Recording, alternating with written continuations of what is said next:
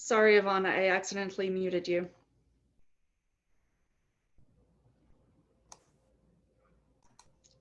Can you hear me? Yes. Okay, I'm ready. Have you ever built your own resume when applying for jobs and wondered why employers weren't calling you back?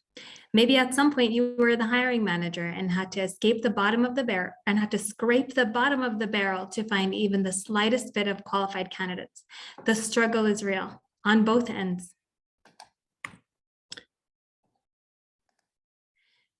Alaska Rural Professional Development, LLC, also known as AKRPD, has a solution to give people the competitive advantage in today's labor market, fulfilling the needs of both employers and the workforce. AKRPD is an Alaska Native woman-owned business that understands workforce development through and through, and we provide 3 key services: professional development training in soft skills, consultation services, including development of customized training material and other documents. And we also provide resume writing services. Hi, my name is Yvonne Jingakak Jackson from Gasigilok, Alaska, and I'm the founder and CEO of AKRPD. AKRPD is currently run by 4 employees: myself, my niece, Karen Jackson, who is our executive assistant, my cousin, Kimberly Twitchell, who is our resume writer, and Rick Garcia, who is our legal counsel. You might be asking who provides our training. Well, you're looking at her. And as most of you all know, when starting a small business, you wear all the hats, and that's me. I do everything. We're here to provide soft skills education and training to individuals throughout Alaska and beyond. Our vision is to transform individuals to a competitive advantage in today's labor market, fueling the future of all human resources. And our mission is to develop highly skilled professionals by providing the highest degree of need-based professional skills training to individuals throughout Alaska and beyond. We're here to fill gaps. At AKRPD, we have approximately 136 soft skills courses categorized in 9 areas: administrative skills, career development, human resources, personal development, sales and marketing, leadership and management, workplace essentials, Microsoft Office 2016, and Alaska Native and Native American programs. We also develop custom courses based on employers' needs, whether it's pulling different modules from our existing courses or starting from scratch. I launched my first training in April of 2021. Since then, I grossed more than $121,000 in sales and net out over $50,000. That came from only 6 training contracts. Imagine if I did that every month. In 2021, we did the 6 group trainings and made over 100 resumes. In 2022, we plan to double that. We deliver our training online and in person through group bookings paid by organizations such as tribal associations, tribal organizations, Alaska Native corporations, and the list goes on. These organizations book our courses for their current workforce, their shareholders, their tribal members, community residents, and high schools. This year, we plan on providing a workforce development summit to workforce development professionals and from tribal organizations in Alaska and the lower 48 states. Once our e-learning platform is launched, which is currently in development stages, we will be offering courses for individual course registration. Here are our customers. There's 570 federally recognized Indian tribes, and 229 of which exist in rural Alaska. There's 13 Alaska Native corporations, 198 Alaska Native village corporations, 33 Indian health service organizations, and 55 Alaska school districts with Native children. In our CRM database, we have 236 individual contacts and 851 accounts, which are all a mix of the organizations I mentioned earlier. We have 2,064 Facebook followers, 551 Instagram followers, and 169 LinkedIn followers. As soon as our e-learning platform is launched, we'll immediately begin our email marketing campaigns to all the accounts in our CRM database, which are organizations that receive millions of federal dollars to assist their tribal members, employees, and all other eligible individuals to obtain and maintain employment. I used to manage those funds, so I know exactly who receives them and how much they get every year.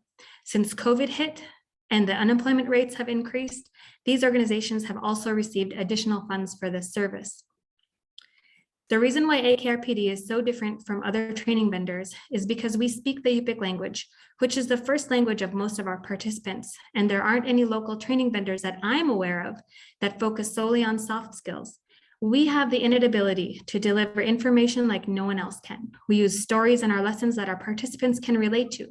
We're also Alaska Native owned and operated, and because of that, we're an eligible entity for those organizations to book training and provide their grantors justification to use our services as a sole source provider. We charge $375 per person per course, and we offer discounted rates for multiple group course bookings. We charge $150 per resume order, $50 per cover letter, and $30 per reference page. For our consultation services, we charge $150 an hour to for-profit organizations and $100 an hour to nonprofit organizations. The reason why I'm applying for angel investment is because I need capital to hire help. I just need trainers. Thank you. Thank you, Yvonne. Great start to the presentations. All right, we now will open it up to our investors to ask questions of Yvonne.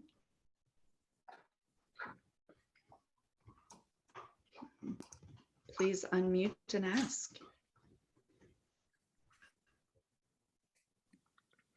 That was great. Thanks so much. I'd be curious to hear a little bit more about your background in this space and how you came upon this idea. I started my career as a workforce development intern when I was 15 years old with the State of Alaska Department of Labor and Workforce Development. I started training our job seekers on soft skills, on how to obtain employment and how to maintain employment. And I advanced in my career working with for-profit, nonprofit organizations and job centers across Alaska, tribal organizations, all providing workforce development services. And I haven't left my career field since.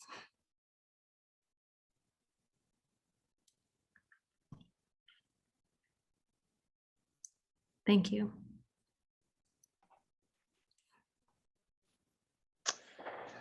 Hey, my name's Liam, and that was a fabulous pitch. Thanks for going through that. I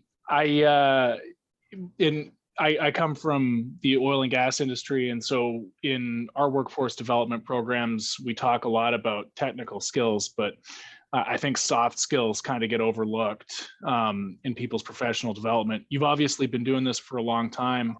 Do you see a really good value proposition insofar as you've seen the results of people where you've worked to develop their soft skills and you've seen what an impact that has on their career and on their performance for their employers? And are you able to tell that story to your future customers? I'm sorry, can you repeat that question again? Sorry.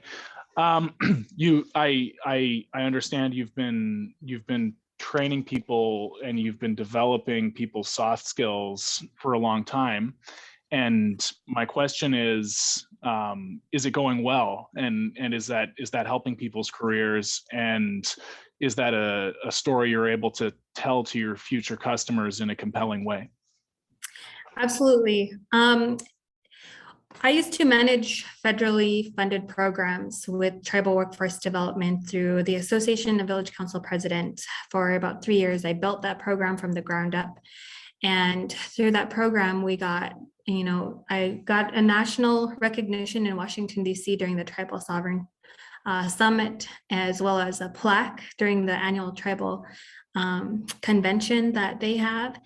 And, the programs that I built actually speak for themselves. And because of my background and my network with tribes throughout the region and the lower 48 states, I actually received a partnership acknowledgement through a world's first high-speed internet, tribal organization owned high-speed internet consortium, which is getting several millions of dollars through NTIA, which is a national telecommunications association or internet, so something like that. Anyway, they're getting millions of dollars.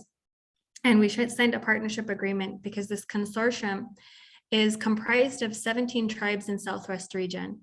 And they've selected AKRPD as their sole source provider, and each of those tribes have become aware of AKRPD and working with their community to have us be their trainer. Thank you. And last question from Sky, who asks if you have a certification system that employers can rely on.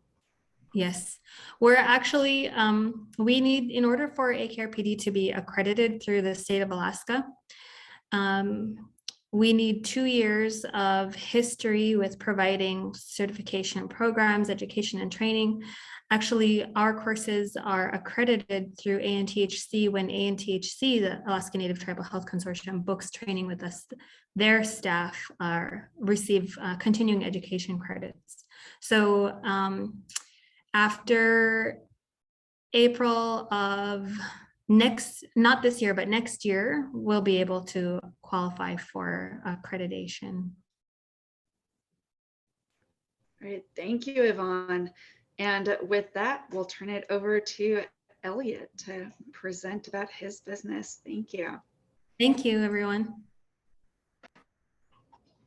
And feel free, if you have more questions for Yvonne, please chat them over to her, or if you have feedback and thoughts, the Zoom chat is there for that. Elliot, over Geez, to I you. want to ask a question for Yvonne. I'm ready to hook up with her. So it's like, hey, have you got any people? Send them my way. Anyways. Let's see, share screen, presentation.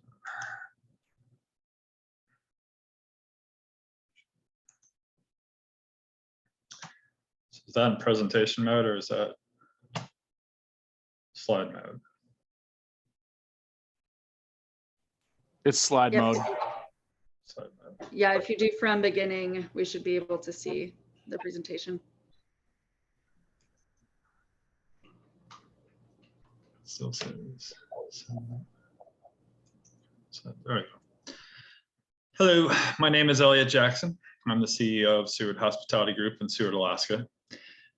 Seward Hospitality Group consists of 3 hotels, 4 restaurants, employee housing, and a future adventure park.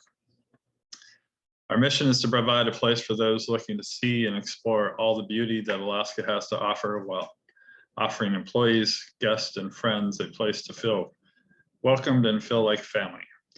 Whether it's to be through scenic tours or amazing fine dining and fast casual options, we strive to deliver the best. Welcome to Seward, Alaska. What I'm presenting here is the Aerial Adventure Park.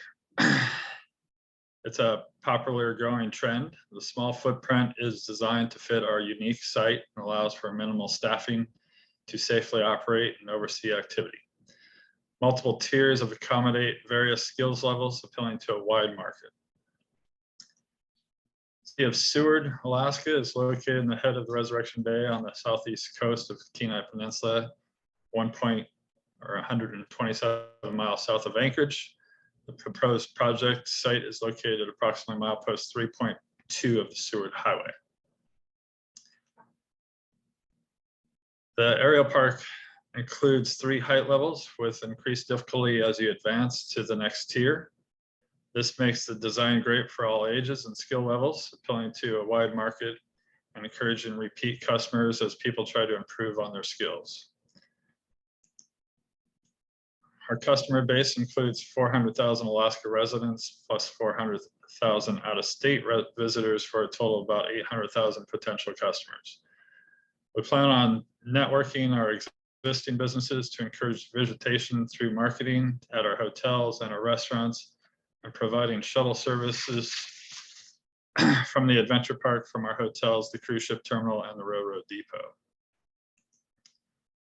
Estimated revenue is about $350,000 based on a $99 per person day pass and an estimated average of 20 people per day for 180 days per year. This price is comparable with the sled dog rides at $99 per person for 1.5 hour adventure, and zipline tours about $149 per person for a 3-hour adventure. Overhead is estimated at $130,000 per season, including employee costs, insurance, utilities, etc. Estimated profit would therefore be about $220,000. Stage of development, land is purchased, engineering and design are 95% complete, and permits are in process. Estimated project cost to complete through the construction and be ready to open for business is about $500,000. We are interested in receiving mentoring and advice, networking opportunities, and investment opportunities such as debit financing. Thank you, and be happy to answer any questions. Thank you, Elliot. A minute and a half ahead of 5 minutes. Well done. All right, investors. And to the point.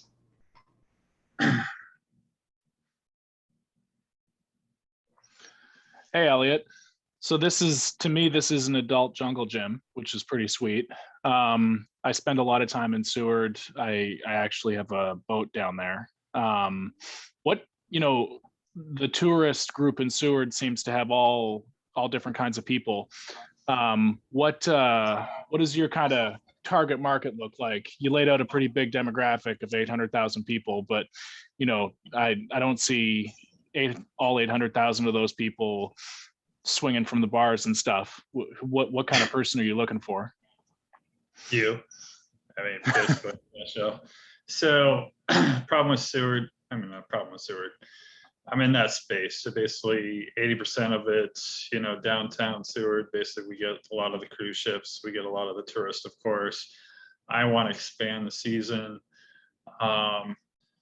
Used to be, I'm from Alaska. So basically at this point in time, there's no reason why we shouldn't start in April. We shouldn't go all the way through October. October is the most gorgeous month, part of October. September is the most gorgeous month in Alaska. I like local tourists. They can come more than once. A lot of the out-of-state tourists, they might come back, but for the most part, it's we have people that come down every week to Seward. So basically that's what we're looking for, is the repeat business.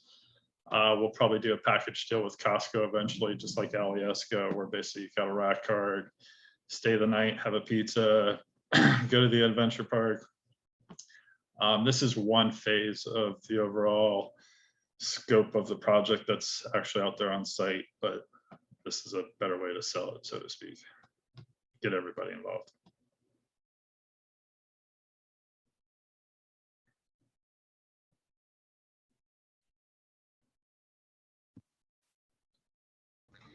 Sky, would you like to ask your question live?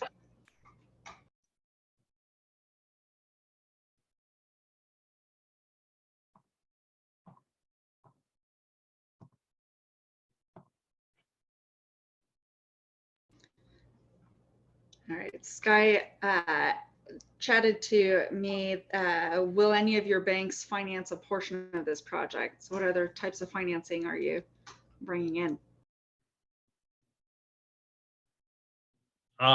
So for the vast majority of it's paid for out of pocket. So this is already actually in the works. Like I said, I'm looking for investors. I've done everything myself over the years, bootstrapping more or less, just work my ass off, got where I'm at. Everything is owned by us, me and my wife. So as far as banks, yeah, this isn't really a project that basically can be bank financed because of the design. So there's also a brewery that's going up behind it. That's a bank finance project, of course. So this one's kind of a out-of-pocket ordeal.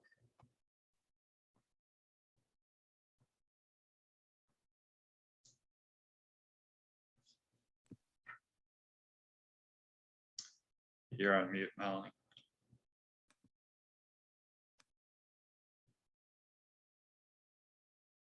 I had a question for you, Elliot.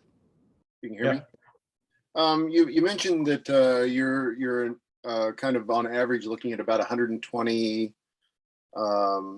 people per day, 120 visitors per day. What's your targeted capacity? Sorry if I misspoke that. It's supposed to be 20 people on average per day, but that is. I may have misheard you. Sorry.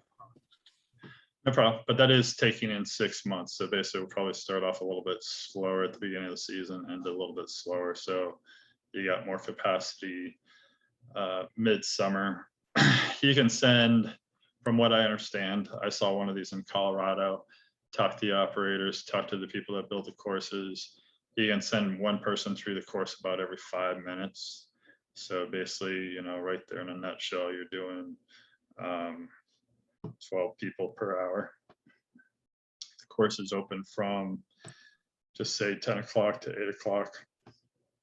You know, that's a good, potentially up to 12 hours a day. So you got quite a few guests that can go through it. And then you can even divide it up so it's at different tiers. So basically you have a beginner, intermediate, advanced, so you can actually man all 3 tiers in the future. Thanks.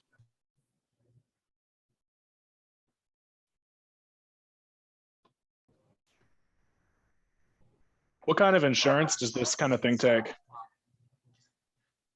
Good question. So my insurance company is called CHI, pretty large business insurance company in Alaska. If anybody's interested, they're really great to work with. Mike Dennison, a shout out to Mike. I'll have to tell him I said that. But anyways, we got to put it out to bid. So rough guess at this point in time from Mike is about 50 to 60,000 a year.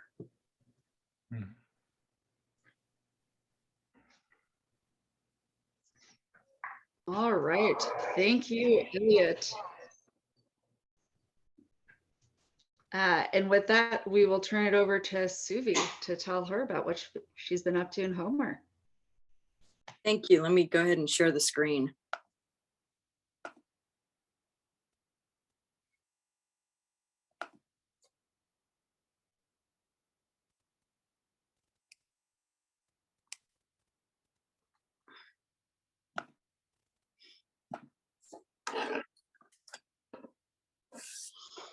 Well, good evening, everyone, and thank you for joining me. My name is Suvi Bailey, and I'm the sole proprietor, designer, founder, and CEO of the original Homer Spit Oyster Bar, which was founded in 2017.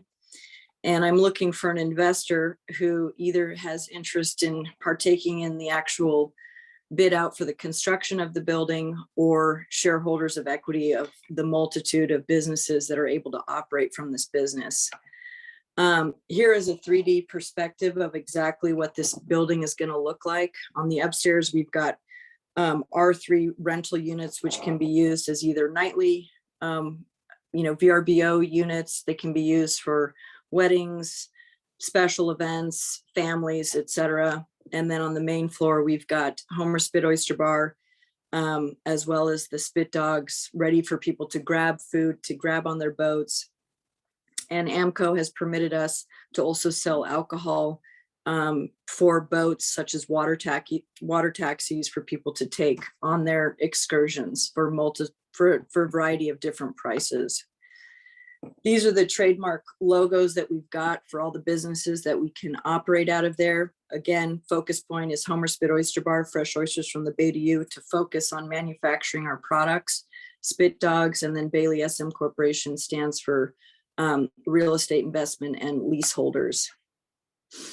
What the goal is with this project is to grow the established market, create a hybrid facility, manufacture the products on site, my sake suvi, the mignonettes, grow the business, sell to other vendors, and to just truly expand this market. I selected this location because basically we're dealing with a blank canvas, and the view speaks a million words. This would be the view you would have directly sitting inside and being on that deck. And basically what we're doing is continuing what we've been doing for the past 5 years, which is selling the best oysters in the world with our homemade mignonettes, which we can manufacture, bottle, and sell. With our well-known sake suvi drink, which was our #1 seller. We never raised the price for $5. We're looking for distilleries to either bottle it, sell it, or us manufacture it ourselves in this commercial kitchen in the new location. The steps for this new target market is building the new building. having that new commercial kitchen, manufacturing on site, working with other alcohol distributors and manufacturers, distribute to a multiplicity of businesses, sell wholesale, retail, in-house, and online. This is a photograph taken from the kind of private opening of 2017. And you can see this just brought this sense of local camaraderie and something new. You know, I have a strong passion for design and architecture and incorporating what the exterior environment speaks to the interior environment. And people want up and coming stuff. Even though we're in Alaska, people who are traveling or who are local want to feel connected to something that's fun, that's offering a variety of different types of drinks, that's really kind of getting the excitement and a reason to kind of turn off the worries of our everyday life. This is just, and again, here's an aerial photograph showing you of the exact location. The roadmap for making this happen: we've got the fire marshal permit. We need to construct it, open all businesses at the new location, manufacture the craft products, the brewed sake drinks, mini nets, hot sauces, and get them distributed. This is the advisory board with whom everybody has worked along with me. There's also a number of attorneys. We've been permitted since 2020 to build this building. It's just a matter of getting that capital to make this happen. The contractors are able to get the commercial construction loan. We just need to be able to figure out a way to pay them directly back. This is proof of fire marshal state plan review since 2020. And this is giving you my contact information, as well as one last photo of this priceless view of the new location of Homer Spit Oyster Bar, fresh oysters from the Bay to you. Thank you. Thank you, Suvi. Right on the 5-minute mark. Perfect. All right, investors. What questions do you have for Suvi?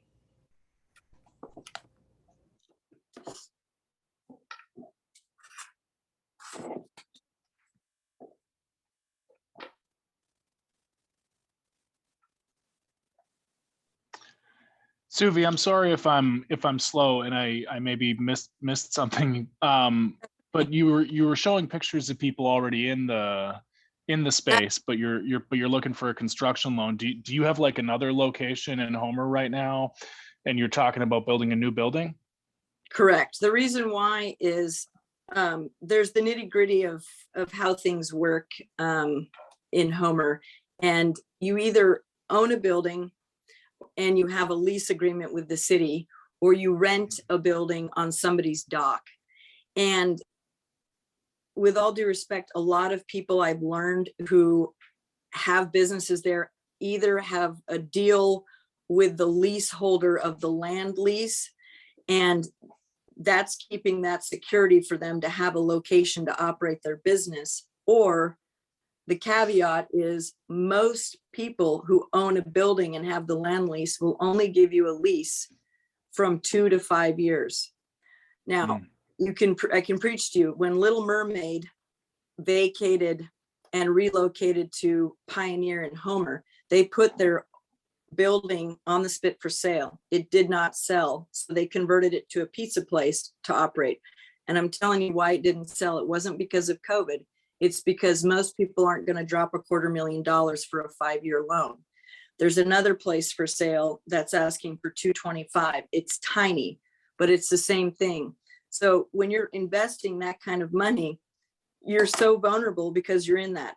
Now, what I've learned from what's happened since COVID, especially in places like California, there's been something that they've amended into their lease agreement, which is called a force majeure clause, or called acts of God clause, which is basically putting a protection into the tenant or the person who signs the lease that says, hey, if some kind of pandemic happens or a tsunami, you're protected, you don't have to pay, and you're not going to lose your place.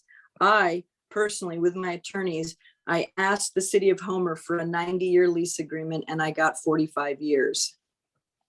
So I negotiated, because if we're putting this kind of money in, we need security.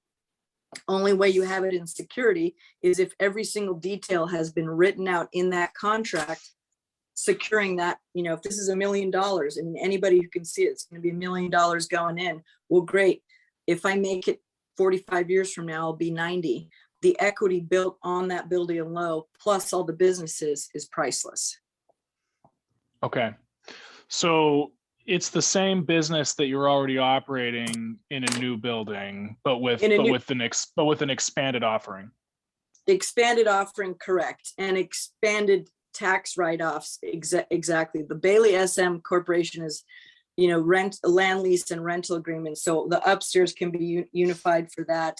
And we have also been able to work with AMCO, with my attorneys, that the water taxis can order a plethora of meals from us, from, like, let's say plan A to plan D. The higher the price, with alcohol. There is not a single boat in Homer that is permitted to sell alcohol. You would think, since COVID happened, we're not trying to get everybody drunk, but we're saying, hey, you can have a bottle of wine. Yes, we can also cater you the oysters. And you are now coming all the way from Austin, Texas, and you want to please your family. And now we've got, okay, caviar, oysters, and now Dom Perignon. We've stepped up the A game, and that's where the money's coming. And when you create that vision and that position of people seeing the beauty, money is no longer an object. Awesome. Okay. Thank you. Thank you. And Suvi, Sky is asking about your operating profits and cash flow projections. So already in 2019, from just operating 5.5 months in a less than 300 square foot place, we were pulling in $250,000. July is a hot topic, hot button month. And I'll tell you, the reason why I'm growing is too, I'm also getting older. I mean, I'm not an old person, but I can't work 15 hours a day the way I did. And I did that 7 days a week. I was the only food operation, and you can quote me on this, that was open 77 hours a week. That's not including before and after. So with all of that, we already know that with this as a seasonal restaurant, which would be 6 months. And why is it 6 months? It's because we cannot get an alcohol permit past 6 months. We will be able to pull in $500,000 just on that. But now with our production of putting in, and that's just the food operation, that's not including the rental units and everything else. But with that production of being able to sell sake online, we're doing the number. Now we're in the millions. Wonderful. Thank you, Suvi. Oh, you're welcome. Thank you. And I certainly look forward to sake suvis and those mignonette sauces at some point soon. Thank you. Thank you. All right. Next up, we have Kelly.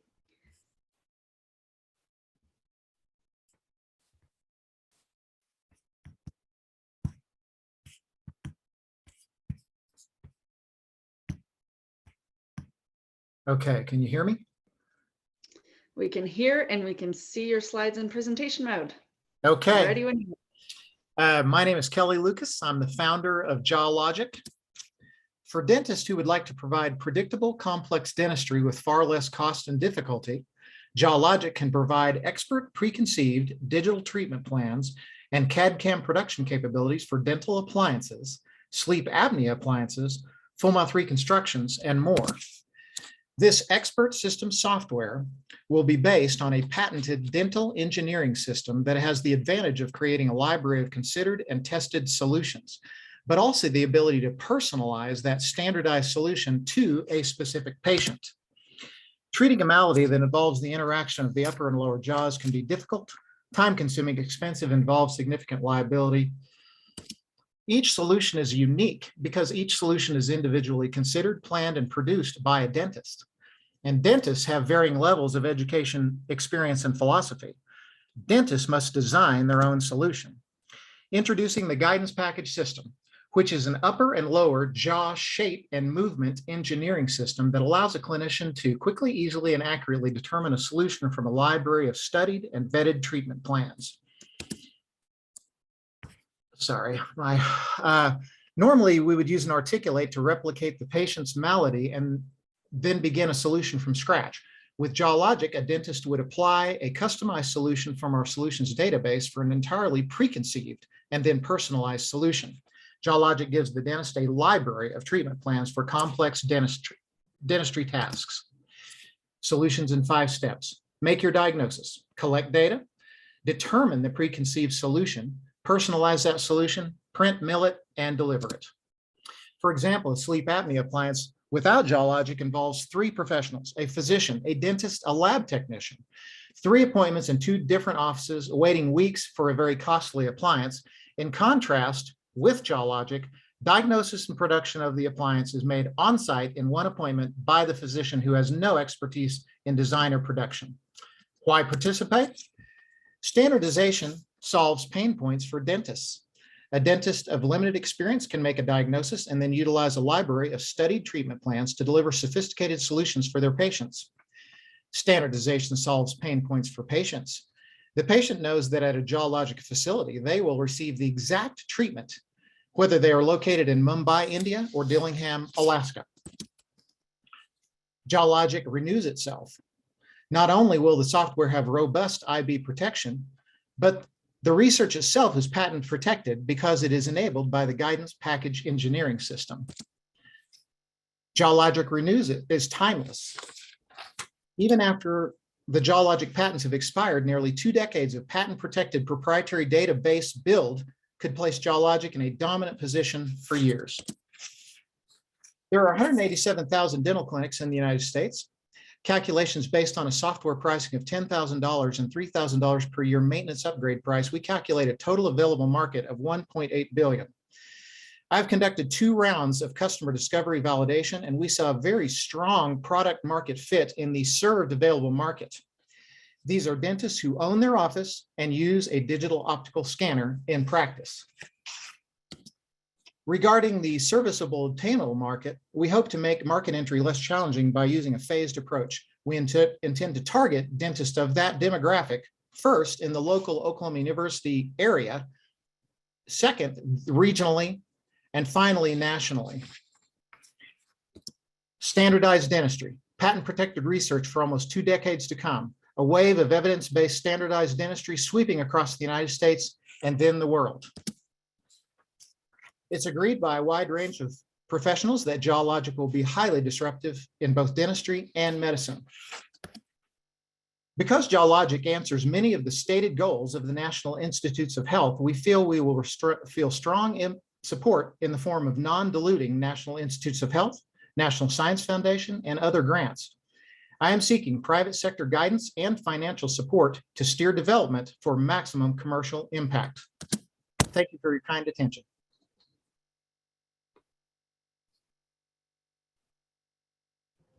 Thank you, Kelly. All right, let's hear from investors. What questions do you have for Kelly and JawLogic?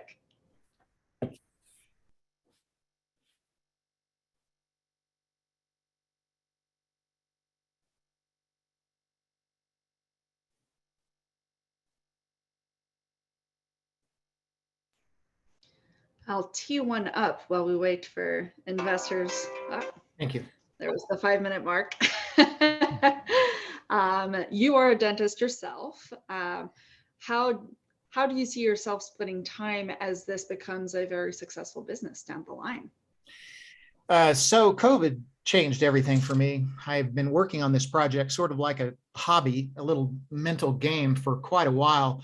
And I realized during COVID that being 62 years old, I needed to move forward with this project because it can be just revolutionary for dentistry. And also I received some of my most powerful patents last year. And it prompted me to get going. As of 14 months ago, I had 4 dental clinics in Alaska, plus board of dental examiners, plus many other activities. Now I am down to 1 remote clinic. I am moving to full-time JawLogic right now. So hopefully I will be successful and I'll spend my time doing that. Thank you. And Sky asks, is the software already developed? How much are you raising? How much are you putting in personally? So personally, I've dropped in over $400,000, and that is mostly patenting. I realized how revolutionary this was, and so I did not hold back on patenting. We have extremely good IP protection. My group, I'm the founder and I'm the owner 100%, but I do have a partner in Oklahoma University. That was the third slide that you saw. And we have, as of January 5th, we put in a National Institutes of Health grant application. We will hear about that in about 2 weeks. Got our fingers crossed on that one.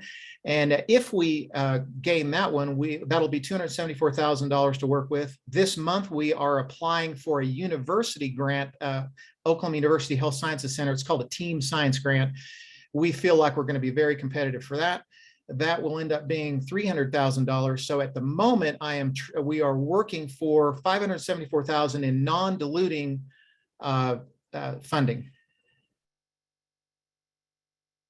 And we anticipate if we get into these grant cycles, both NSF and NIH and others, I believe that the majority of the resources needed to produce this software will come from non-diluting sources. But again, what I'm looking for is all I have is myself and the university. And I'm looking for some guidance from the private sector it's my belief that if we do some very conservative seed grants, directing the university's effort, molding them, because they're kind of into like, oh gosh, boy, this will be a great paper to publish, and oh, all the university things that they're going to get out of it. And I'm more focused on how can we make a business out of this. Well, hopefully you've come to the right place. We sure have a lot of business-minded folks on this call. One last question, Kelly. Hi, Liam. Oh, hey. So I guess my question, and this is not my space at all, but it seems to me that there's probably some mental barriers for patients and some regulatory barriers in doing something so disruptive. When you say, we're going to go from a dentist designing a bespoke solution for my mouth to saying that they're going to scan it into a machine learning algorithm that matches it up with a pre-cut solution from a database somewhere, I can see that causing some anxiety on the behalf of patients. I don't know what regulatory body there is in dentistry that causes, or that would regulate your ability to do this, but what do those barriers look like, and how are you going to overcome them? So I disagree with you about the patient situation, because it's just like a restaurant that you recognize anywhere in the world. I mean, you know what you're going to get when you walk in the door, so it's actually quite reassuring. Furthermore, the dentist will deliver this. You're not going to get this at the mall. I mean, this is going to be a dentist who is going to deliver this product to you, and he will be responsible for that product. It'll be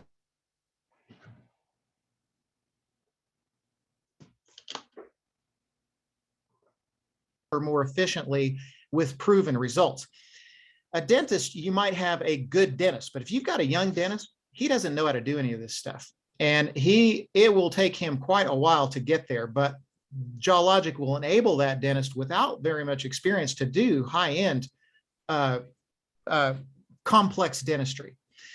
As far as regulatory, I do have some debate about this, honestly. I feel like FDA, and it's the FDA that we're going to perhaps have to deal with. I feel like that's going to be a relatively minor hurdle, and I have talked to the FDA about this myself. Because we're not creating anything new, we're not doing anything that dentists don't do in their office on a daily basis. As an example, it's going to be printed by a 3D printer. It's going to be milled in a mill. These are already dental specific tools. We're not going to use different materials. We're not going to use anything like that. It's just the production of the planning and production, planning of it becomes much easier and quicker. Mm-hmm. And I will say, though, my liaison at Oklahoma University, Sharuk, he says that, yes, we're going to have to get FDA approval for this software package. And I didn't answer the previous lady's other question, and that is we do not have the software going yet. As soon as we get this first grant, we hope in 2 weeks and begin in July, that will be a very rough software that we'll do with that particular grant. Right now, the university themselves are spending money on my project in the form of seed grants, but that is pure research, building to the place where we'll begin the software. Great. Thank you. Thank you, Kelly. Thank you. All right, Kelly, if you'll stop sharing your screen. I got it. I got that figured out now. Yes, which is Thank why you. we do the tech checks. And we'll switch it over to Ketchikan, Alan and William Bird. Over to you guys.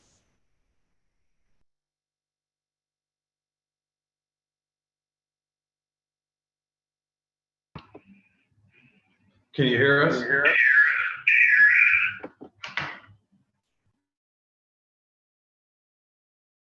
If you have a second device, you might want to turn the sound off of it.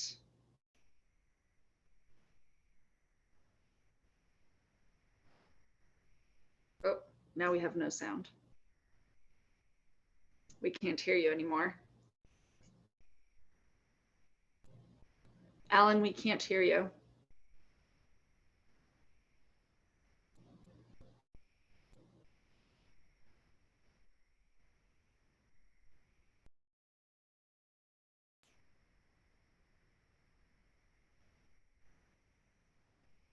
We can see your screen.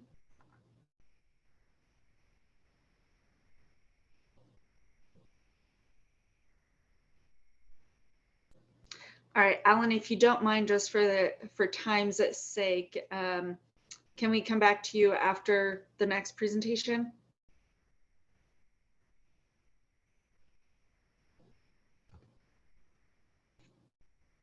The next presenter is Airhounds. So let's see.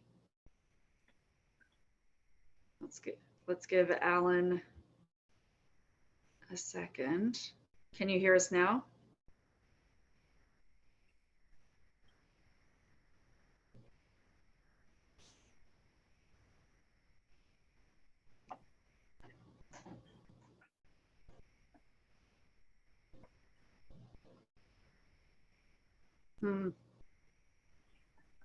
Okay, well, oh, you're calling in, okay.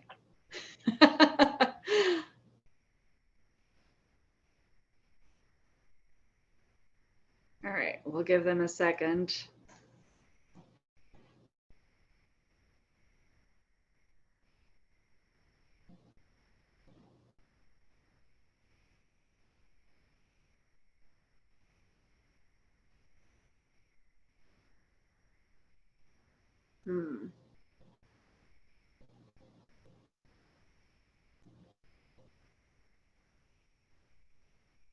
No.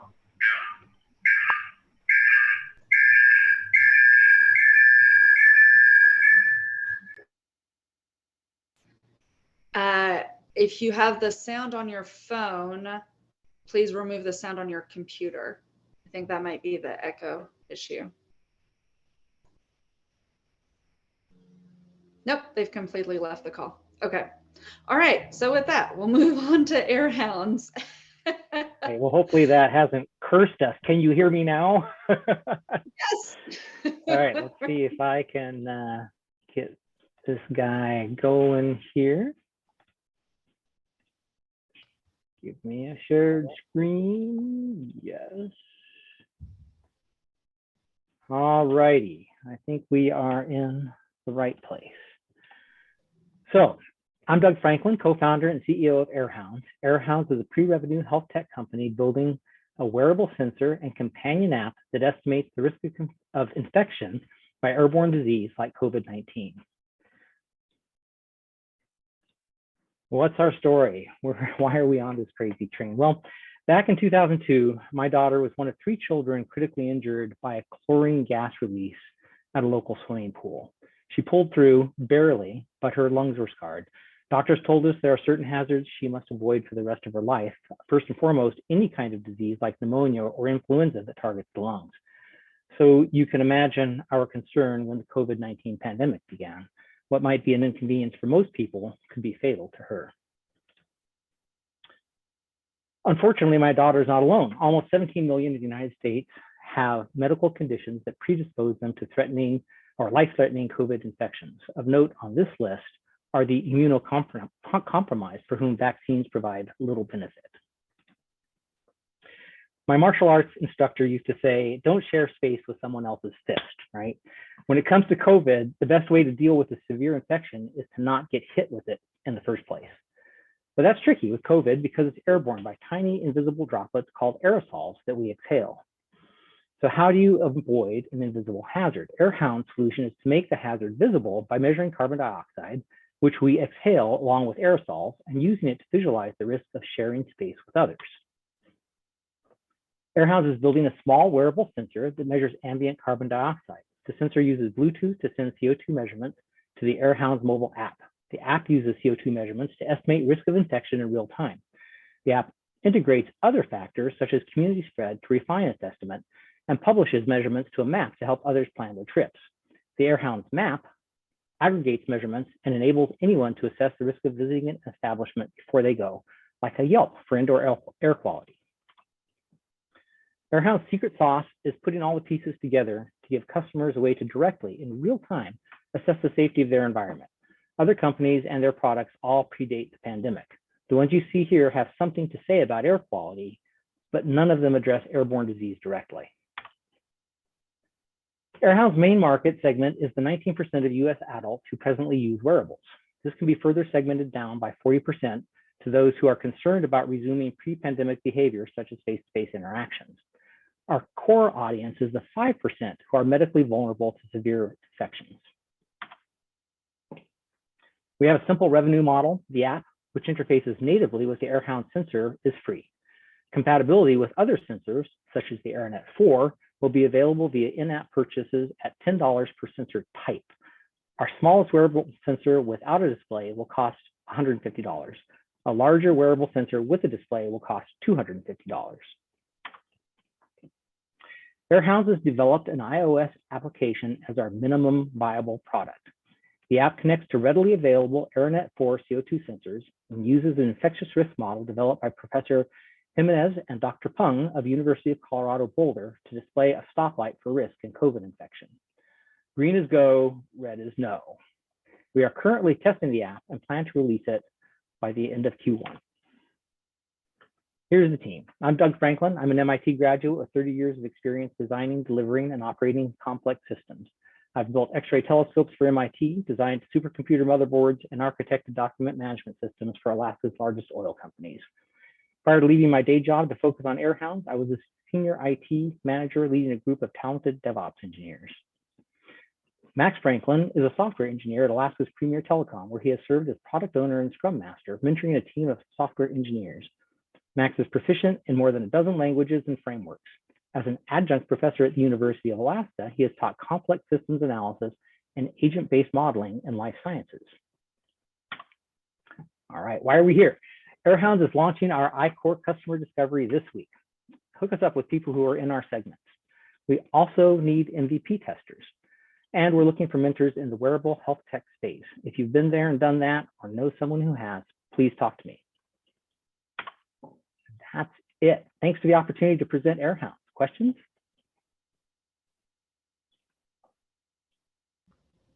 Thank you, Doug, and well under time. All right. So what questions we have for Doug and Max? Hey guys, this is Liam. Great to see you again. This has come Big a in the long beard, way. man. Looks good. Yeah, no, I've been on a very long project out here. You look pretty different yourself, I gotta say. I know. I took it off for mask fit and I hate it. I want my beard back. Yeah. So you've gone wearable with this thing. That's cool. If you need a minimum viable product tester, I'd be happy to wear one for a little while and give you some feedback. Just so I understand the whole platform here now, is it going to connect the air quality data with other users who might have been in the same place? And so you can still understand like the risk you may be walking into in a new environment, or is it really just focused on the area surrounding the person wearing it? Yeah, great question. You know, and you're touching on what I think of as the chicken and egg problem of this space, right? Which is that we would love for everybody, you know, in the US to download our app and use it, but if there's no data in it, then they won't, right? And so, you know, the wearable in our way of thinking is a way to do a forcing function where we get data into a public facing map, much like Yelp, so that, yeah, it aggregates all that together, and anybody can, you don't even have to be an Airhounds sensor, you know, user. Anybody can look at that map and see that aggregated data and say, you know, last week Joe's bar was terrible, but gosh, it's pretty good today, you know, and Frank's is still not so great, kind of thing, right? So it's a both. I mean, you get the immediate environment if you have the sensor, and if you don't have the sensor, you get the breadcrumbs, anybody else left behind. Okay, so you got your minimum viable product, or are you raising money to start building the platform? We are not yet raising, although it's super close, right? Because we're going to get this MVP out there, and then we're going to see what the market reaction is and how that shuffles things around. So it's a super dynamic stage right now. We are in a couple different programs. We're in G Beta. We're in the NSF I-Core. We're in we just got accepted to Mountains to Mesas to Mountains. So we're looking hard at that SBIR space to try to buffer us. Right now we're founder funded. My runway runs out in October. So time is of the essence, and if we're going to raise, we're going to need to raise soon.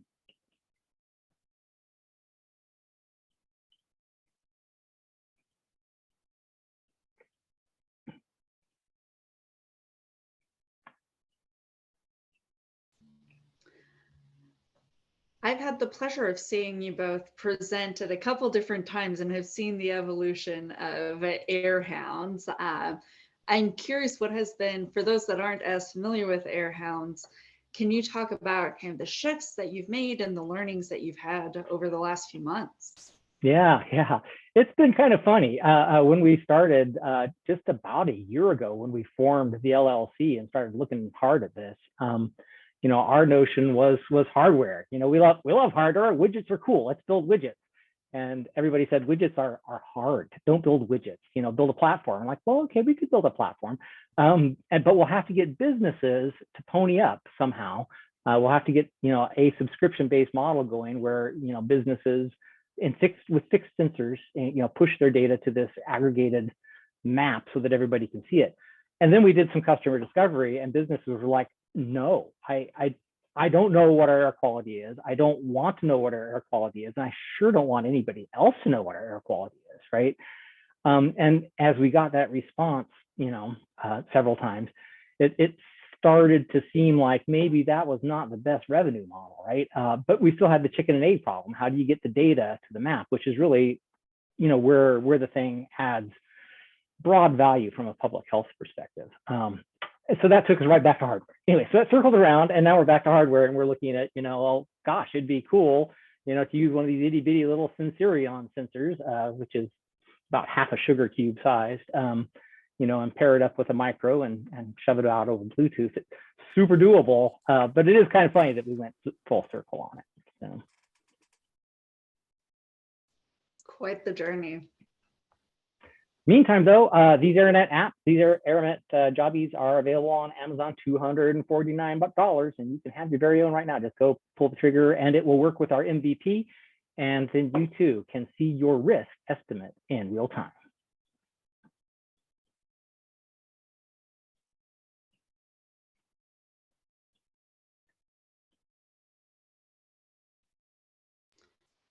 Jonathan, did I see you unmute for a second? Did you have a question?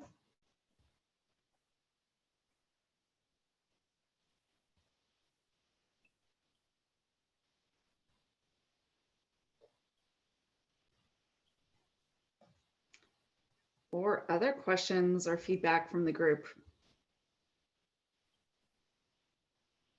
Yeah, super interested to hear what folks have to say. I mean, is this the sort of thing that you would go like, I don't think so? Or is it the kind of thing where you go, you know, that'd be kind of handy?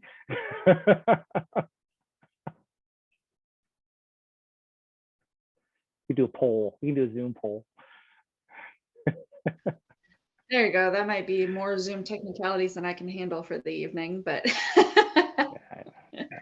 So. Then?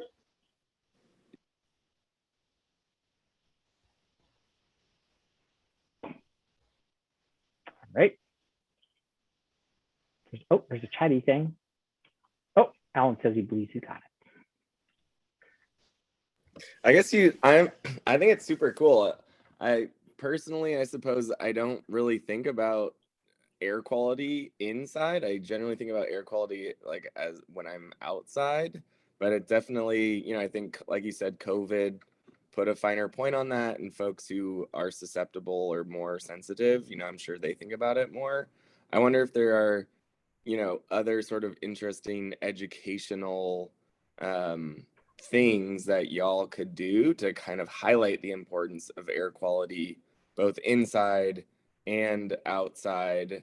This also reminds me, I feel like I read an article or saw a headline the other day about just like the noxious things that are inside your own house, like that can, you know, be bad for us. But anyway, I feel like it's an interesting thing that I had not really thought about before, and I'm sure y'all could shine a light on the really important problem that you're trying to highlight here. I think it's a good point about education. I mean, that's been one of our challenges is, you know, it's always a warning sign when you have to educate your market, right? And here we are. So, you know, in Southeast Asia, in Japan, South Korea, it's this notion that you can use carbon dioxide as a warning system is huge. It's everywhere. I mean, they have racks of, you know, Android tablets outside movie theaters showing each theater's, you know, CO2 level, so that to reassure customers generally that it's, you know, safe inside, that the air is fresh. You know, the U.S., we sort of have not paid much attention to that sort of indoor air quality metric so far. I guess I'm sure I'm running out of time, but the thing I'll throw in is that a couple of days ago, February, well, I guess it's a week and a half-ish ago, the White House released its COVID-19 preparedness plan, which of course might make some of us laugh. It's a little late now, isn't it? But anyway, there is a preparedness plan, and in it, there is an intent to get funding for improving ventilation and filtration in buildings in various forms, which would require this kind of monitoring solution. Otherwise, you wouldn't really know if you were successful at that. So they're trying to get some money on the table there, which would be awesome. I'd love a piece of that. Very interesting. Cool. Thanks for your presentation. Yeah. Thank you very much. All right, Alan and William, do we have you this time? Sound check. Yes. No echo. Excellent. Fantastic. All right, take it away. Okay. Give us just a second. Okay, we are beginning. Just have to do it. Okay, we are beginning now. Hello, my name is Alan, and this is my brother William, and together we are Tasty Alaska. William has extensive experience in the food service industry. He has certifications in the visitor industry as well as hospitality programs from UAS Ketchikan. He also has a ServSafe Manager certificate. I myself have a vast amount of hands-on experience with a ServSafe Manager certificate, and I have performed duties at the executive chef level on many jobs. It is our mission to bring to light 3 worthy causes, but before we do, we'd like you to meet Richard, recently added to our team as an advisor.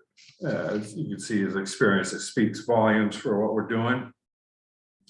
And let me tell you about Dorothy. Born in 1939 from somewhere in Kansas, Dorothy has lived the American dream by making it to the top of the small business world, being a single parent and putting all 4 of her children through college, and paying off her mortgage before she was retired.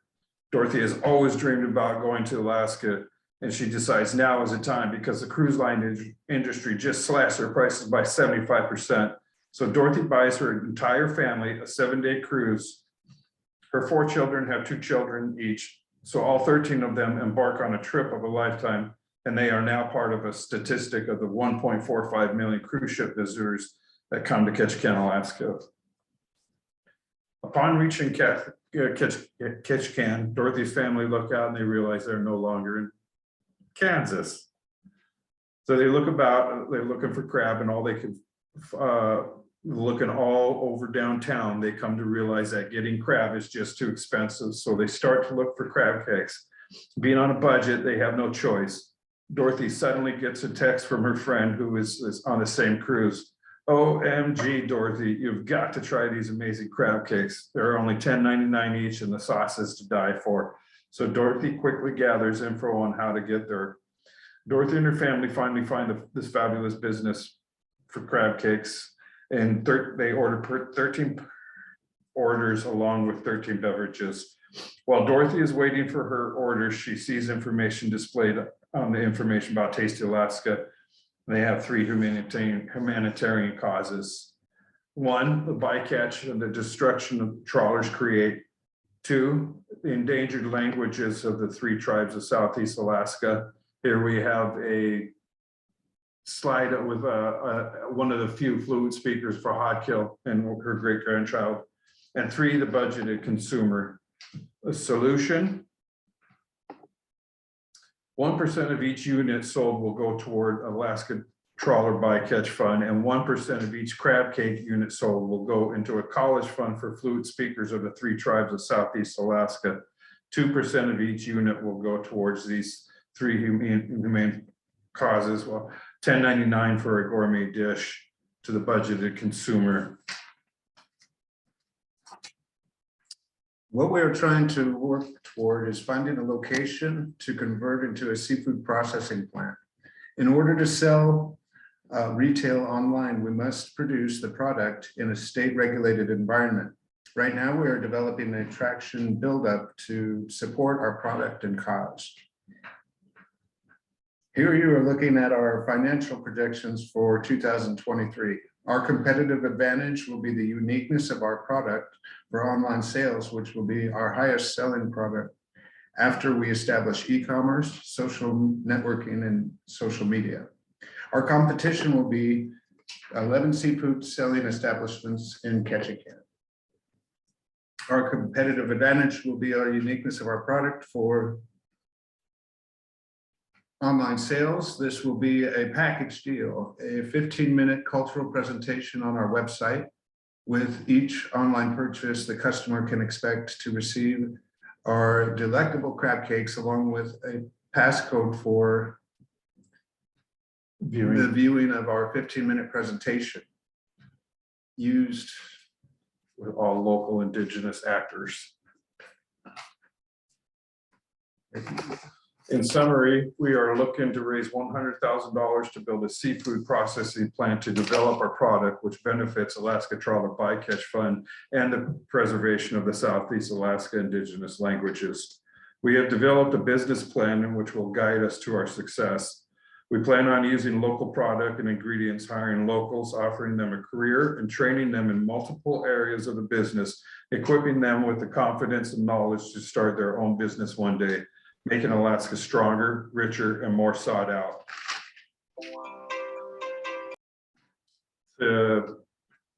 This final slide concludes our presentation. In our first endeavor on selling seafood, we received many 5-star reviews. This particular one has 4-star rating, but this gentleman is not only an accomplished chef, he's an instructor at Le Cordon Bleu. If that doesn't give investors confidence in our ability to make money, I don't know what will. Did I read this one? Yeah. That's it. Thank you both very much, and very glad that we were able to have you present and talk through this fantastic business opportunity.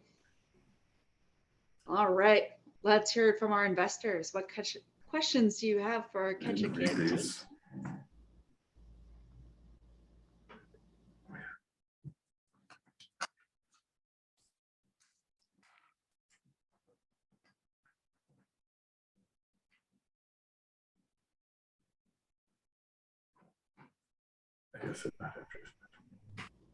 Oh, guess you've blown everyone away.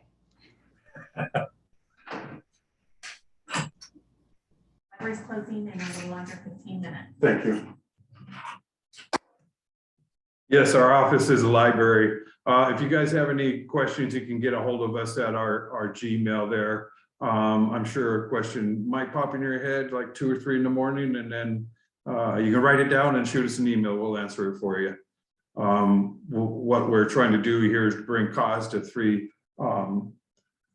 problematic situations with possible solutions. We believe that our product marketed right do a great amount of things like put children through college, not children, but indigenous people trying to learn the language. The 1% of each crab cake going to the trawler industry. The bycatch is horrendous for crab and halibut. So they're very good causes, and you'd be helping out 2 entrepreneurs that are eager to get into the entrepreneur community and get this economy back to what it once was, and maybe even better. So if you guys still have no questions, our office is about to close. We're at the library. We do have one question from Liam. Is there a risk to the crab fishery that will potentially impact your local supply? I heard a major crab fishery was closed last year. That has yet to be determined. We are keeping an eye on that, and that's a really great question.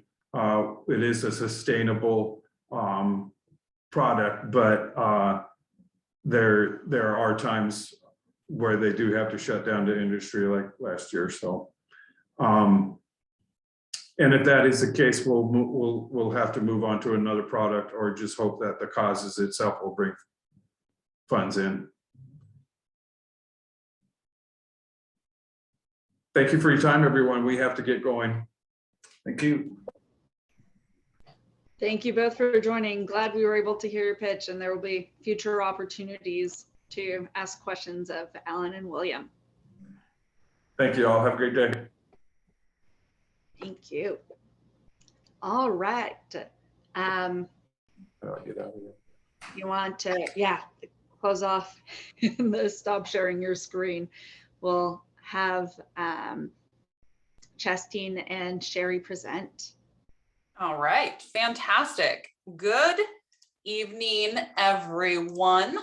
I am Chastine Lynch, and my partner here is Sherry Esposito, and together we are Upskilled Evolution.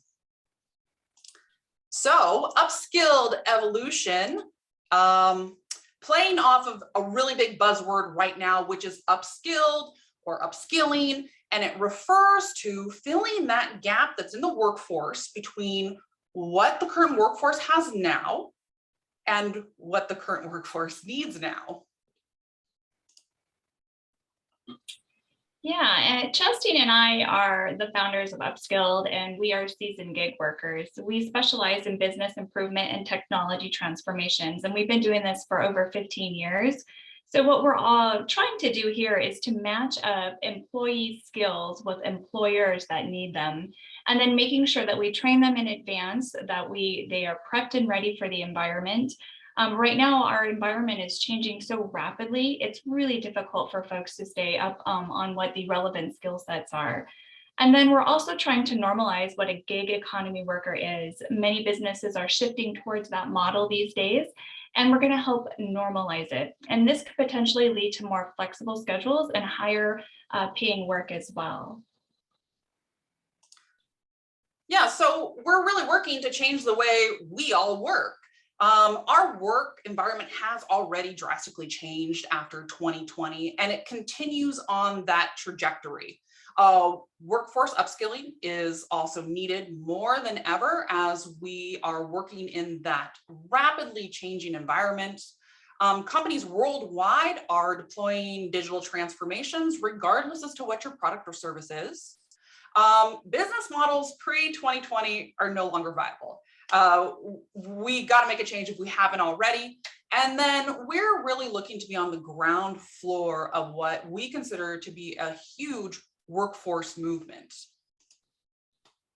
So a lot of people have been asking us, how does this work? Well, we have a large pool of professionals that want to work with us. Many people that we already mentor in the industry today. And our network is built of highly trained, motivated professionals. These folks are seeking out those high quality jobs, and they're looking for the ability to advance their career or to provide a skill set that not everybody can get these days. Typically, companies are asking us to recruit that particular type of talent. And then once we have matched them up, so we talk to the business and we say, what is it exactly that you're looking for? And what are you trying to solve with this particular employee and skill set? And then we make sure that that employee is skilled, they are trained and they're ready, and that they know how to practically apply it for today's environment. So we'll match them up. And then once the company hires them, we invoice them, and then the company is happy because we have a well-trained employee. And then they also are repeat customers, as well as the employees are repeat as well. We provide the services that the employers need, and we also give the skill set to the employees. With the gig economy these days, a lot of times folks are not direct employees of employment, I guess, businesses.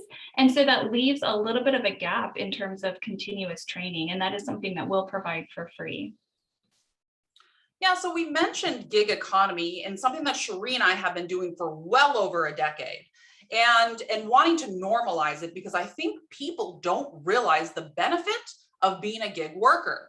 One of the things you hear all the time, especially since we've gone home to work remotely, is how do we separate work from home? People can ping us and get a hold of us at any time of the day. And when you're salary, you're slavery. So as a gig worker, you're paid by the hour. It is amazing how little of the minutia businesses want to pass down to you when they have to pay you for your time. We work 40 hours. If you've worked extra hours, by Friday, you take a half day. You also have much more control of your schedule, a very, very high pay rate in comparison to what the average is for your area. And it opens you up to work, a lot of places you maybe would not be able to get through knocking on the front door of HR. As we mentioned earlier, that flexibility, right? A lot of Americans these days are leaving their job because they just want more flexibility. Helping folks with that gig economy, becoming contractors, and sometimes even doing multiple contracts at a time, gives them that flexibility, as well as there's plenty of different time zones that you can work in. I know I currently right now work in the Pacific time zone, and I absolutely love it. It gives me my whole afternoon with my family, so I can be with my children after work as well. So it's definitely a big selling point there. Yeah, we're seeing so much growth in the need for upskilling and the gig economy and the trajectory that it's going. We essentially have been all in since we decided to do this at the end of December 2021. We've already filed our LLC with the state. We have our website, upskilledtalent.com, already up and running. A big portion to being a successful recruiting consultancy, so we would, go and recruit the staff, is the ATP, so the Acquisition Talent Platform. We've already purchased it. We've already deployed it. It's up and running. A couple $1,000 we were more than happy to invest in. We're in the process of hiring a part-time admin recruiter. Many public speaking engagements where we go, and this is how we familiarize the public with who we are and have them join our professional network. We've already signed 2 master service agreements with 2 separate companies, which means that at any given point we can recruit for them. We're currently onboarding additional vendors to diversify the content that we get out there for free vending. Our free training, I already reached out to Yvonne because I'm going to have her do some resume writing classes for us. And then one of the things we've started doing is providing, one of our services is a corporate subscription where you can, for a flat fee, will post your jobs for you. So we've started providing some free subscriptions, like 1 month subscriptions for companies who are having a really hard time finding very specific roles. And of course, you know me, I'm Chastity Lynch. I have a long background in the tech world. I'm also the one and only authorized training partner for PMI, the governing body for project management. And Sharia Esposito. I think we're at time. Yes. Right. I'm rushing through. Thank you very much. Fantastic. And the good news is that everyone knows how to reach you afterwards. So opening it up for questions and feedback for Upskilled Evolution.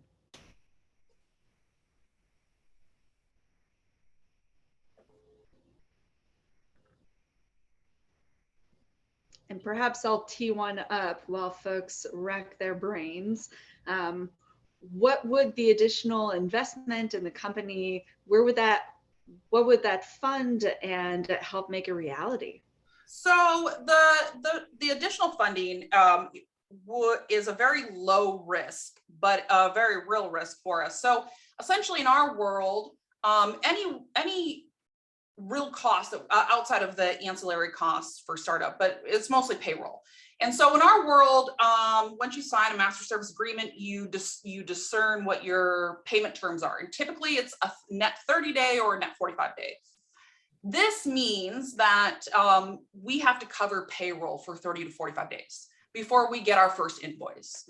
And so that's really what the majority of the funds would go to. The other would be to create a larger website where we could have a training repository along with some local marketing.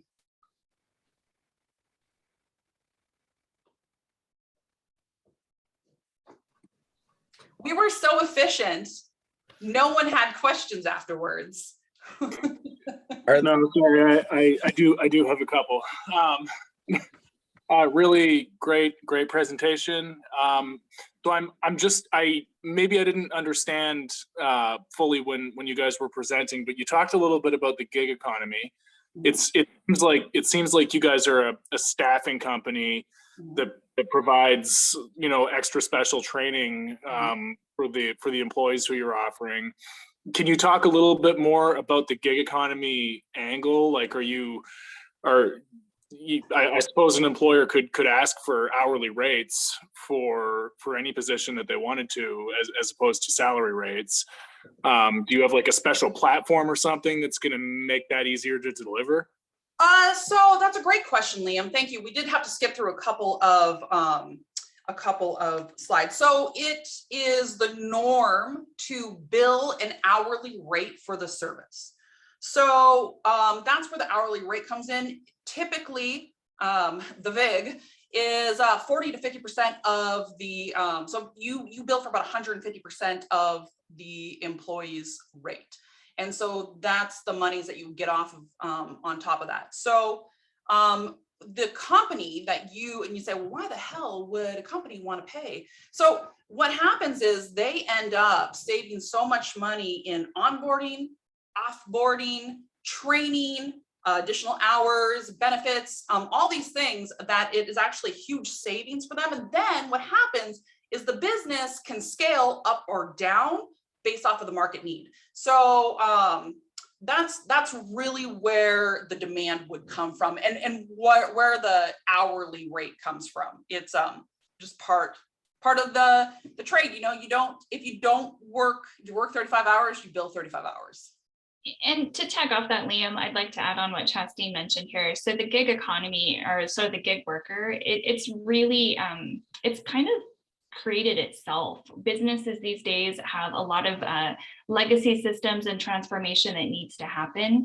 And so they don't need these employees long-term, but they need the employees that are super talented, that have these high-end skills to come in, transform, and then, you know, train and get back out. And so it's kind of a self-populating model, and it'll continuously go because technology just continues to change so rapidly in the environment. And the folks that are comfortable with that really, really enjoy it. But there will always be, you know, sort of the need to have workers that aren't direct employees. Oil and gas is a really good example. They've been doing it for, you know, 20, 30 years now. Great, Yeah, and, thank you, ladies. Oh, I was gonna say need real to quick. keep moving. Okay, go ahead. All right, thank you both very much. Next Sharing. up, we'll have. Okay. Lovely. Shastine, you're welcome to type out the answer in the chat too. That way we'll continue getting more of the answer. All right, Jack with Fishability. Thank you, and nice to meet so many of you. I'm sorry I've been late to both weeks' meetings. I've just got a little bit of work overlap, but I'm happy to be here with you tonight. Let me get to my share screen here.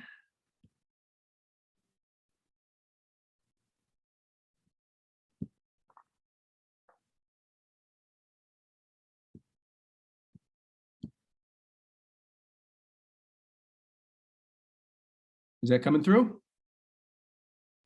It is. If you'll click at slideshow, I think we Yep. will see it much Trying to bigger. clear my, here we go. Okay. Our mission at Fishability is simple. We want to open access to ocean activities for all people with disabilities. Ketchikan captures a large and growing number of cruise ship passengers in a typical year, with a record 1.4 million visitors in 2019. This market is also stubbornly resilient, with a speedy recovery in the wake of the global financial crisis of 2008. History, current sales, and pent-up demand strongly suggest a return to form. Visitors to Ketchikan also spend heavily on shore excursions, with an estimated 15% participating in ocean-going outings like day cruises, wildlife viewing, and charter fishing trips, accounting for around $10 million in spending in a typical year. Getting out on the water is a crucial component of life here in Southeast Alaska, and a natural draw for visitors who want to get a taste of this life. But for people with disabilities, such outings are seldom available. 90% of the top-rated ocean-going excursions listed on Viator and TripAdvisor for Ketchikan include the disclaimer, not wheelchair accessible. And those few boats that are accessible tend to be larger vessels on fixed route tours with no option for customization. And last, no charter operations in Ketchikan are working to reach these consumers directly. Fishability wants to change all of that. Our solution is a custom-built vessel that is designed with accessibility as a central feature and a captain with the right disposition and combination of training and experience. My name is Jack Finnegan. I have over 10 years experience working with people with disabilities, from a pre-K special needs classroom to work in a senior center with a focus on Alzheimer's disease and related dementia. I am also entering my 10th year of guiding on the ocean waters surrounding Ketchikan and my 7th year as a master captain. Our goal at Fishability is more than just providing safe, exciting, informative tours. We also prioritize pre-departure communication with our clients whenever possible so that we may best meet and exceed their needs and expectations. But who might those clients be? People with disabilities comprise a significant portion of the American cruise-going public. According to a 2020 market study from the Open Doors organization, over 1 million Americans with disabilities cruise in a typical year. These travelers spend an estimated $620 million on shore excursions annually, more than double what they'd spent in Open Doors' previous market study from 2015. The AARP confirms Open Doors' findings that 3/4 of travelers with disabilities are joined by at least one other person, and many travel in groups of 2 to 5, groups who are likely to share in the experience of a shore excursion. Open Doors also finds that around 13% of cruise-going adults with disabilities are specifically interested in boat-related outings like fishing trips and sightseeing. Fishability estimates that more than 62,000 travelers with disabilities visit Ketchikan by cruise ship in a typical year, and that more than 8,000 of these use assistive devices for mobility. At a break-even sales point of $131,000, or just 440 seats sold per season, Fishability needs to capture only 5% of this target market, or less, remembering that few of these individuals travel solo. Fishability will follow the standard model of charter boat operations with 2 initial offerings, a wildlife and sightseeing excursion and fishing charters. Additional tours to destinations like the Misty Fjords National Monument will be developed as we gain a deeper understanding of our vessel's operational performance and receive customer feedback. While our profits will largely be driven by cruise ship traffic during the high season of late April through mid-October, we plan to stay in operation year-round. In addition to accessibility, our calling card will be full customization so that our clients can have on-the-water experience of their dreams. In the off-season, we will partner with nonprofit organizations to serve our neighbors and elders with disabilities so that we may ensure that their quality of life matches Southeast Alaska's way of life. Fishability was first conceived in 2020, but we have received 2 major boosts through Spruce Root's Path to Prosperity program. First as a finalist in 2021, which gave us entry to their business boot camp, which helped us produce our business plan and initial financial projections, and then winning one of the 2 Path to Prosperity final awards of $25,000, a huge leap forward, but a drop in the bucket against the funds we need to begin operations. We are in contact with local and state regulatory authorities as we prepare for an anticipated inaugural season in 2024. The estimated 18-month build on our custom vessel provides ample lead time to create anticipation for our offerings and to discover customers through advertising, traditional media, and social media engagement. We're asking for your help in getting us to the $400,000 we require to finance our vessel and commence operations. The Path to Prosperity Award is a major affirmation that our mission is both achievable and worthwhile. And we firmly believe that in the years to come, expanding accessibility will become a trend in cruise ship tourism in order to meet the needs and interests of this expanding, underserved, and too often overlooked market. We'd like to be ahead of that curve, and we thank you for your time and consideration. Thank you, Jack. Much appreciated. All right, folks, bring on your questions. We'll probably have time for 2, and then we've acquired 1 presenter, Zach of Prismatex, before we hop off for the investors only deliberation. So this is a great business, Jack. I'm pretty excited about the product, and I was interested to see if in your pitch you were going to address how many people visit Ketchikan who have disabilities every year. It seems like you only need to get 5% of that market to break even, so that's super cool. What do you or anyone on your team know about marketing? You got to reach a lot of people who are outside of Alaska for this to make sense. Yeah, well, I do know too, that same Open Doors organization report gives a lot of great information about where people who travel, people who have disabilities, when they travel, they tend to book well in advance, and they tend to book with resources that know about what is accessible. So building relationships with, for example, travel agencies that specialize in trips and excursions for people with disabilities, that's going to be one major resource. A surprising number of them too look for resources directly in the community. So an organization like the Ketchikan Visitors Bureau, for example, and making sure that I have information well established on their page with our Chamber of Commerce and so on, because most folks with disabilities, because they plan so far in advance and because they generally expect that they're not going to find much that's available or accessible to them, if I can get on the radar of those organizations that they check in with before they make their bookings, I'm hoping that lead time on getting that boat built will give me a chance to really kind of get the word out there that this is available.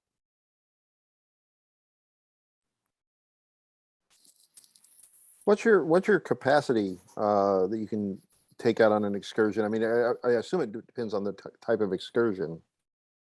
The boat has a passenger capacity of 6. Really, the sweet spot for fishability is 4 passengers. I can still turn a modest profit with a minimum. I have a minimum departure of 2 clients per outing.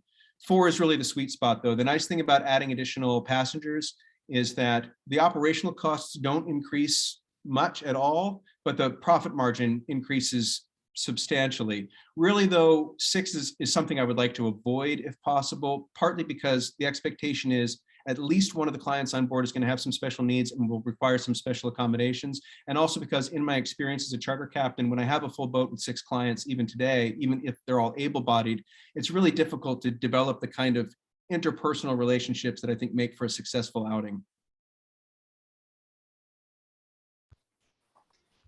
So how do you, with that capacity, you know, so 4 a day and you've got what, 100-day season? It's about a 20-week season. So about 140, and the boat can go out twice in a day. None of the excursions, unless it's a private charter, they all average about 4 hours. So I could do 2 outings. I also know though, and this is something, a limitation that I speak to in my business plan. Right now I'm the solo captain. I also know from experience, I can only handle about 150 to 160 departures in a season before I don't have enough rest to operate safely.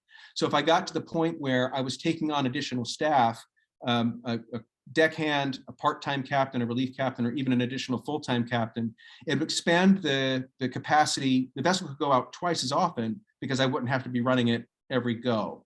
So it would increase the opportunity for sales, but it would also mean taking on some payroll expenses. Great. Thank you very much, Jack. Definitely an exciting company to keep an eye out on, and looking forward to hearing more about it. Thank you all. Oh. And with that, we have one last presenter, Zach Irving of Prismatex. If you'll take it away. And we might start seeing all of the other breakout room filing in, as I think they're finishing up shortly. Sure. Hey, thanks for being here, everybody. Thanks for sticking around. You know, my name starts with a Z, so I'm used to going last. So yeah, so everybody can see my screen okay? All right. So Prismatext, what is it? Imagine that the next book that you read slowly and incrementally becomes a foreign language. And so as you read, you begin to absorb more words and phrases in that language that you're studying. We're coming in at the kind of the tail end of our pilot program. We've seen over 3,000 customers. We've done over 80 grand in revenue. And again, this is our pilot, and we're very pleased with what we've accomplished thus far. So if anybody is anything like me, you've probably started and quit learning a language about 14 different times. I know I have, and really it just comes down to a lot of different factors that hold us back. It takes a lot of time, right? We have to do it every day, or else, you know, we get dull. You know, we got to stay sharp. It's very chore-like. It's not always the most fun thing to do. You got to feed the owl, right? If you don't, he gets pissed. And lastly, no matter what resource you're using, you're kind of using the same methods. I don't know about you, but I can ask where the library is in like 6 different languages. Never actually had to ask where the library is. So we like to think that we actually give you your time back, right? Because everybody loves reading. If you're doing that anyways, why not also layer in a way to learn a language? There's also a very effortless component to it. So once you have learned or acquired a word and you start seeing it pop up in the book more and more, you know, just kind of passively remember it. It kind of becomes invisible. And lastly, you get to decide how you want to learn. So if you want to study French while reading romance novels, if you can also read, you know, crime and study German. It's really up to you. So you get to kind of tailor your own experience of your education. So up until this point, we had been kind of emailing ebooks to our customers. They had been sideloading these books onto their Kindles, and so it was kind of a high friction experience. We launched our mobile app about 2 months ago on both app stores. So now you can download it. You can read all your books just like any other e-reader app, except these ones have extra features, like you're going to get audio pronunciation. So if you want to hear how something is said in that target language, you can hear it. You'll also be able to adjust the density of your book. So if you want a more intense or a less rigorous book experience, you can dial it up or down as needed. So this method of injecting foreign words and phrases into English language books actually has a lot of academic credibility. It was kind of first popularized back in the 60s. It's called diglot weave. And the problem up until this point is that nobody had really figured out how to do this at scale. So if you were to take a average length book, like, you know, the first Harry Potter, and blend it into Spanish, it's estimated that would take about 1,000 man hours. The technology that we've built actually reduces this down to 2 hours, and that is agnostic of however many languages that you decide to blend into. So 2 hours, you get 24 languages if that's what you want. And again, all of these are with different densities. So I mentioned earlier that, you know, we were sending ebooks to our customers, with the e-commerce bookshelf. The future is going to be built around this app that I just described for you. And once we hit a critical mass of, say, about 1,000 titles on our bookshelf, we're going to be transitioning to a monthly subscription option similar to Audible or Scribd. And it's going to allow us to really double down on our app, add a lot of bells and whistles, a lot of sticky features, progress tracking, And the best part, we'll be able to, with our technology, we'll be able to deploy into any number of expressions of what this kind of language learning looks like. So again, this pilot program, over 3,000 customers and 80 grand in revenue. With that high friction experience, you know, your mom probably doesn't know how to sideload books onto her Kindle. Yet despite that, we were able to maintain a 94% customer satisfaction rating. Very pleased with these numbers. We think we're in a really exciting space right now too. Duolingo IPO'd recently at a $6.5 billion valuation. We've all used, well, I don't want to make assumptions, but most of us have probably used one of these resources before. We do see them sort of as competition, but also as kind of, you know, more formal partners in whoever wants to be learning a language. But so in that light, we think we do have a unique niche. We have this edutainment aspect. I mentioned that, you know, a lot of us love to read already, and so we do that recreationally. We also get to leverage popular titles, and we think this is one of our defensibility moats, because you know, we're going to be able to offer you know, Sherlock Holmes, Harry Potter, you know, the next Elizabeth Gilbert novel, whereas all these other applications are just going to be relying on, you know, clever ways to ask where the library is, right? And lastly, we get to be practice free. At any given time, there are an estimated 2 billion language learners in the world. Of those 2 billion, we see our total addressable market as a convergence of those learners who are both online and they're also avid readers. And so those two, where those two things intersect, we estimate that there's about 170 million in our target market. Let's see. I missed something, hang on, sorry. Oh, also, the one of the biggest opportunities that we have is that, you know, the second biggest language that's being learned right now in the world is Spanish, with 100 million learners. English is by far the biggest, and that is somewhere around 1.2 billion. And so we really think that the real opportunity for us to scale is going to be when we start blending from other languages back into English. And so when we go from Chinese to English, from Spanish to English, from Portuguese to English, that's going to be where we really turn up the heat. We have a lot of different ways to grow. We've already been doing the direct to customer model pretty extensively. We are a fully fledged e-commerce bookshelf. We're also inking deals actively as we speak with a bunch of different publishers. We have ins with several of the big 5. And we also are partnering with educators and schools. We've already been fully integrated into a curriculum at a school in Utah. And yeah, they are stoked, and we're starting to branch out now because the coming school year is going to provide a lot of opportunity for us going forward. Zach, my co-founder Phil and I, sorry? If you'll quickly wrap up. Oh yeah, Phil's in London, it's past his bedtime. This is us, we're good. We're raising 600. It's going to give us about 18-month runway and these nice targets. Long story short, we think we have really solid traction, very well-rounded team, and the market couldn't be more appealing for us. So that's us. Thank you, Zach. Sped through that last part. Sorry about that. All good. We will entertain one question from investors, and then we will boot all of the founders off and hope you had a great evening and deliberate as investors. So who has that one question for Zach?